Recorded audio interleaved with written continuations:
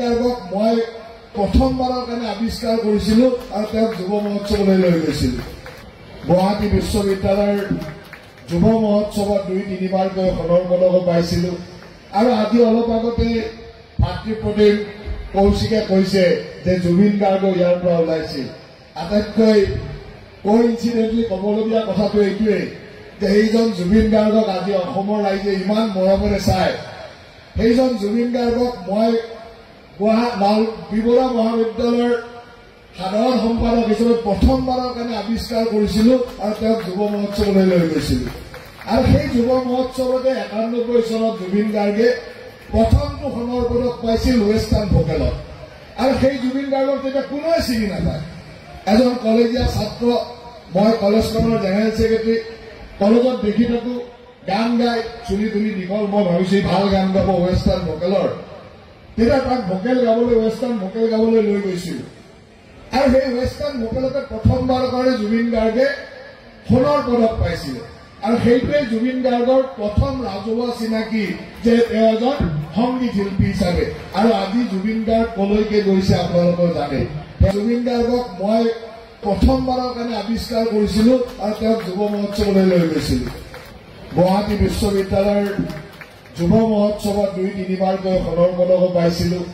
আৰু আজি অলপ আগতে ভাতৃপ্ৰতিম কৌশিকে কৈছে যে জুবিন গাৰ্গ ইয়াৰ পৰা ওলাইছিল। আটাইতকৈ কোইনচিডেণ্টলি ক'বলগীয়া কথাটো এইটোৱেই যে সেইজন জুবিন গাৰ্গক আজি অসমৰ ৰাইজে ইমান মৰমেৰে চায়। সেইজন জুবিন গাৰ্গক মই বিবৰা মহাবিদ্যালয়ৰ সাধাৰণ সম্পাদক হিচাপে প্ৰথমবাৰৰ কাৰণে আৱিষ্কাৰ কৰিছিলো আৰু তেওঁক যুৱ মহোৎসৱলৈ লৈ গৈছিলো। আৰু সেই যুৱ মহোৎসৱতে ৯১ চনত জুবিন গাৰ্গে প্ৰথমটো সোণৰ পদক পাইছিল ৱেষ্টাৰ্ণ ভোকেলত। আৰু সেই জুবিন গাৰ্গক তেতিয়া কোনোৱে চিনি নাপায়। এজন কলেজীয়া ছাত্ৰ, মই কলেজখনৰ জেনেৰেল ছেক্ৰেটাৰী, কলেজত দেখি থাকো গান গাই চুলি তুলি দীঘল, মই ভাবিছো ভাল গান গাব ৱেষ্টাৰ্ণ ভোকেলৰ। তেতিয়া তাক ভোকেল গাবলৈ ৱেষ্টাৰ্ণ ভোকেল গাবলৈ লৈ গৈছিলো।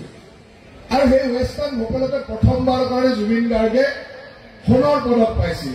আৰু সেইটোৱে জুবিন গাৰ্গৰ প্ৰথম ৰাজহুৱা চিনাকি যে তেওঁ এজন সংগীত শিল্পী হিচাপে। আৰু আজি জুবিন গাৰ্গ কলৈকে গৈছে আপোনালোকে জানে। জুবিন গাৰ্গক মই প্ৰথমবাৰৰ কাৰণে আৱিষ্কাৰ কৰিছিলো আৰু তেওঁক যুৱ মহোৎসৱলৈ লৈ গৈছিলো। গুৱাহাটী বিশ্ববিদ্যালয়ৰ যুৱ মহোৎসৱত ২-৩বাৰকৈ সোণৰ পদকো পাইছিলো। আৰু আজি অলপ আগতে ভাতৃপ্ৰতিম কৌশিকে কৈছে যে জুবিন গাৰ্গ ইয়াৰ পৰা ওলাইছিল। আটাইতকৈ কোইনচিডেণ্টলি ক'বলগীয়া কথাটো এইটোৱেই যে সেইজন জুবিন গাৰ্গক আজি অসমৰ ৰাইজে ইমান মৰমেৰে চায়।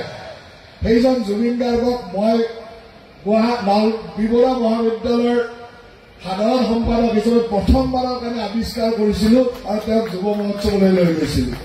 আৰু সেই যুৱ মহোৎসৱতে ৯১ চনত জুবিন গাৰ্গে প্ৰথমটো সোণৰ পদক পাইছিল ৱেষ্টাৰ্ণ ভোকেলত। আৰু সেই জুবিন গাৰ্গক তেতিয়া কোনোৱে চিনি নাপায়। এজন কলেজীয়া ছাত্ৰ, মই কলেজখনৰ জেনেৰেল ছেক্ৰেটাৰী, কলেজত দেখি থাকো গান গাই চুলি তুলি দীঘল, মই ভাবিছো ভাল গান গাব ৱেষ্টাৰ্ণ ভোকেলৰ। তেতিয়া তাক ভোকেল গাবলৈ ৱেষ্টাৰ্ণ ভোকেল গাবলৈ লৈ গৈছিলো। আৰু সেই ৱেষ্টাৰ্ণ ভোকেলতে প্ৰথমবাৰৰ কাৰণে জুবিন গাৰ্গে সোণৰ পদক পাইছিল। আৰু সেইটোৱে জুবিন গাৰ্গৰ প্ৰথম ৰাজহুৱা চিনাকি যে তেওঁ এজন সংগীত শিল্পী হিচাপে। আৰু আজি জুবিন গাৰ্গ কলৈকে গৈছে আপোনালোকে জানে।